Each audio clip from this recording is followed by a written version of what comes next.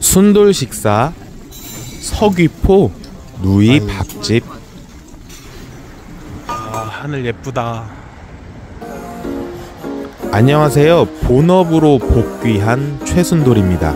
그래서 롱폼의 경우에는 주말 한 번 정도 올라가게 되는 점 미리 양해를 부탁드리겠고요. 오늘 주말은 제주의 밥집으로 한번 가보도록 하겠습니다. 서귀포의 누이 밥집이라고 소개를 해드렸는데요. 주소상 서귀포지만 중문 가는 쪽으로 해서 중문과 중간 지점이라고 생각하시면 되겠습니다. 제가 렌트를 해서 지나가는데 뭔가 모를 포스가 느껴지더라고요. 일단 이 식당에서 제가 가장 마음에 들었던 것은 메뉴인데요. 메뉴가 많은 듯 하면서도 또 너무 넘치지 않는 느낌이었고, 그 안에 옥돔 정도까지 포함해서 세트 메뉴를 마련하고 있어서 대가족 먹기에도 소가족 먹기에도 좋은 그런 식당이라는 생각이 들었습니다. 그리고 또 제가 밑반찬 좋아하고, 밑반찬이야말로 한식의 아름다움이기도 하죠. 제가 또 그 중에서도 전을 좋아하는 게 있긴 있지만서도 이렇게 밑반찬 차려지고 거기에 전까지 나오니까 괜히 대접받는 느낌이 확 들더라고요. 또 전도 제주의 느낌을 느끼게 하는 전이었습니다. 그래서 제가 느끼기엔 아마 몸국에 들어가는 모자반이 좀 첨가된 듯 했고요.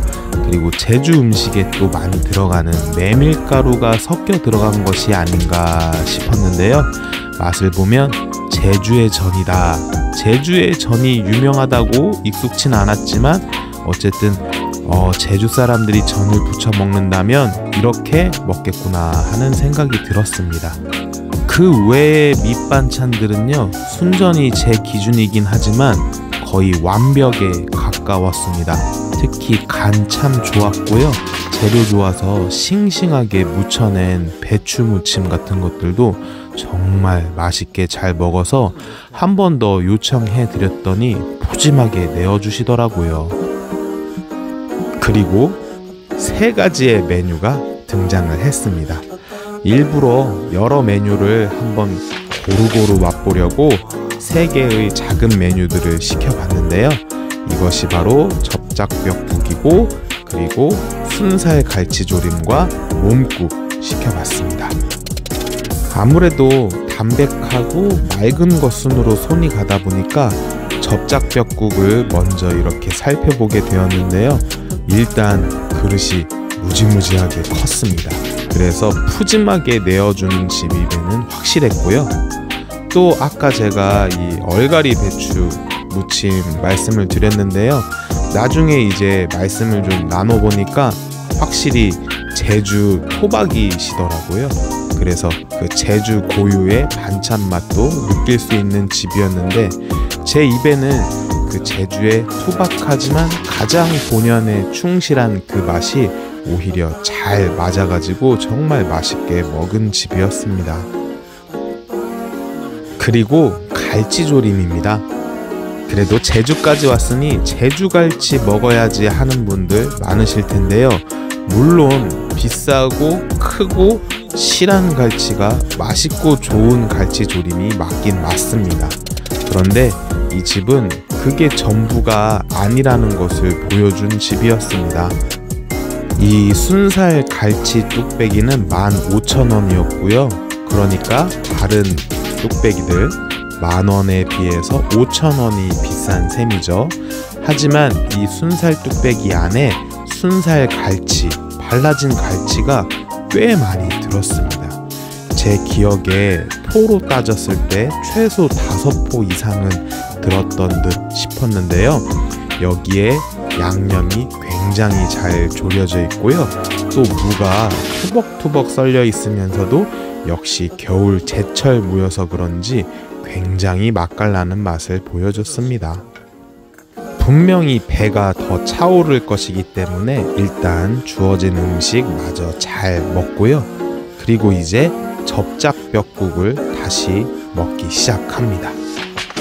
이렇게 본격적으로 돼지고기를 발라내면서 몸국까지 이어지는 제주의 돼지 이야기를 하지 않을 수가 없습니다. 일단 지금이야 사정이 다르대도 옛날에 그 척박한 제주 땅에서 돼지란 굉장히 소중한 존재였음이 분명하죠. 그래서 제주의 돼지는 결혼식 때나 잡아서 먹을 수 있는 아주 귀한 식재료였다고 합니다. 그러니 제주의 돼지고기 요리는 오히려 풍성해서 발전한 요리가 아니라 매우 귀하기 때문에 아주 여러 가지 방향으로 이렇게 발전을 한 사례라고 할 수가 있겠습니다. 일단 가장 기본적으로 유명한 것은 뜨끈뜨끈하게 삶아내어 도맛째 먹는 돈베고기가 유명하죠. 그리고 그 육수에 이제 국수를 말아 먹으면서 고기국수가 유명해진 것이고요. 마침 또 이 몸국 화면이 나오고 있는데요. 그 돼지 육수에다가 또 다르게 변형해서 모자반까지 넣어서 메밀가루까지 풀어서 또 남은 돼지고기살 넣어가지고 마지막 끝까지 진득하게 먹게 한 것이 제주 돼지 요리의 코스 같은 것이라고 할 수가 있겠습니다. 돼지고기 미역국은 한 번도 본 적이 없듯이 해초와 돼지고기가 무려 끈적끈적하게 어울린다는 것에 대해서 생각보다 호불호가 있을 수 있는 음식이죠. 그래서 전국적으로 퍼지지는 않았는데요. 저는 그래서 제주의 몸국을 아주 귀하고 특별하게 여긴답니다. 여기 누이 밥집의 접작뼈국에 들어간 뼈들을 보시면 일단은 굉장히 양이 많은 것을 보실 수가 있습니다. 사실 본래 접작뼈국의 접작뼈란 접어서 짝 붙는 뼈라는 뜻으로서 갈비 1번, 3번 사이의 부위를 뜻하는 걸로 알고 있는데 여기는 갈비대가 붙은 등뼈 모두를 사용해서 굉장히 푸짐함을 준 그러한 변형된 요리라고 할 수가 있겠습니다. 그리고 어쨌든 정말 친절하셔서요. 시종일관 식탁을 살피시면서 반찬도 더 있으니 먹으라고 하시고 그리고 소면도 있으니 뼈국에 말아 먹으라고도 해주셨어요. 이렇게 셀프 코너 완비되어 있었고요. 생채가 이렇게 가느다란 채로 썰려가지고 먹는 것도 굉장히 특색이 있었습니다.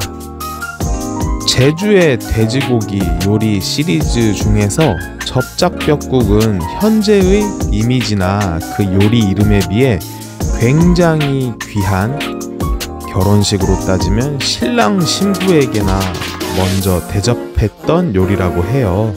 그래서 본래 가장 부드러운 갈비대 부위를 아주 작게 잘라가지고 신랑 신부가 빠르면서도 체하지 않게 그러면서도 든든하게 먹을 수 있게 만든 게 접작뼈국이었다고 합니다.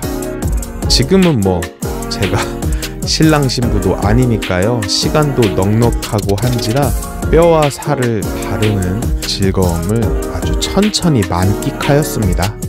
이거저거 거두어 먹다 보니까 의외로 밥을 많이 못 먹은 거 있죠. 역시 또 밥도둑은 이 갈치조림에 국물에 이렇게 탁 비벼 먹는 것 아니겠습니까? 정말 좋은 게요. 짜지 않았습니다. 짜지 않아서 모든 국물을 다 먹어도 괜찮았습니다. 그리고 접작뼈도 이제 어느덧 좀 발라낸 채 이렇게 아주 진국만 뚝배기에 남아있는데요. 원래 접작뼈국에는 메밀가루도 풀어지지만 여기에 접작뼈국은 이제 현대화해서 아주 깔끔한 돼지의 진국만 그대로 맛볼 수 있게끔 만드신 듯 했습니다. 마구마구 먹다 보니까 사실 거부감이 들 정도로 배가 불러서 꽉 차버려야 정상인데 또 몸국은 해초다 보니까 괜히 살이 안 찔 것 같은 배부르지 않는 느낌으로 슬슬 계속 들어갔고요. 또 남은 밥 이렇게 접작뼈국 육수에도 말아서 아주 책임감 있게 식사의 종반을 향해 달려가 봅니다. 그리고 막바지로 갈수록 역시 최종적으로 나오게 되는 평, 배지근하다입니다. 푹 끓인 국물이 아주 맛이 있을 때 쓰는 그 제주의 특유의 말이 바로 배지근하다이죠. 정말 사라져가는 말이었지만 우리들의 블루스를 비롯한 또 여러 컨텐츠들이 제주의 말을 살려내준 그런 좋은 사례가 아닌가 싶은데, 진짜 이 말이 잘 살아날 수밖에 없는 게 이 음식이 말 그대로 배지근했습니다. 이렇게 해서 제주 뚝배기 3대장 같은 존재들을 만나봤는데요. 여기에 빠진 게 오분자기죠. 아쉽게도 오분자기는 이제 거의 없어지는 단계에 접어들고 있습니다. 갯 녹음 현상이라고 하는 환경 파괴가 크게 일조를 하고 있는데요. 언젠가 제주 뚝배기 4총사까지 만나서 마저 배지근한 식사를 할 수 있었으면 좋겠습니다. 시청에 감사드립니다.